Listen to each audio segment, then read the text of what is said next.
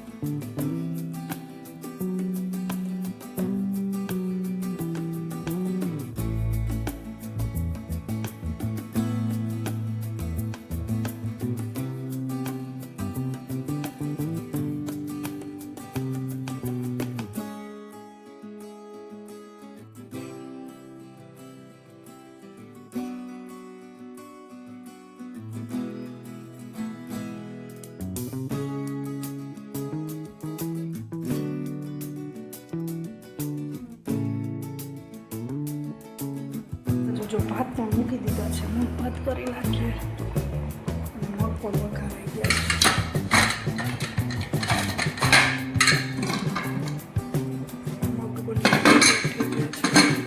છે ગયો છે ને હવે આપણે રોટલી પહેલાં કરીને લાપસી મસ્ત મજાની જો પાઈ લઈ કરી લીધી છે એકદમ મસ્ત મીઠી સરસ ચાલો આપણે હવે રોટલી કરી લઈએ જમવા બેસવાનું એટલે ચાલો મગ પણ બફાઈ ગયા છે મગ વઘારવાના છે ને એક બાજુ છે ને લાપસી પણ થઈ ગઈ છે હવે એને છે ને ઘીમાં શેકવાની છે અને થોડોક ગોળ નાખવાનો ગોળ તો નાખેલ છે થોડોક નાખીને શેકવાનું છે આ બાજુ છે ને કુકર ખાલી કરી નાખ્યું છે આમાં એને તેલ મૂકી અને આપણે વઘારવાનું છે અને આ બાજુ લોટ પણ બંધાઈ ગયો છે જો કમ્પ્લીટ થઈ ગયું છે ભગવાનને પણ દઈ દીધી હવે છે ને જો આ લોકો છે ને મીઠાવાળા મગ લઈને બેઠા બાફેલા મગ ખાય છે 3 એટલે આજે રજા છે ને એટલે દેવીને આ જ કામ કરવાનું છે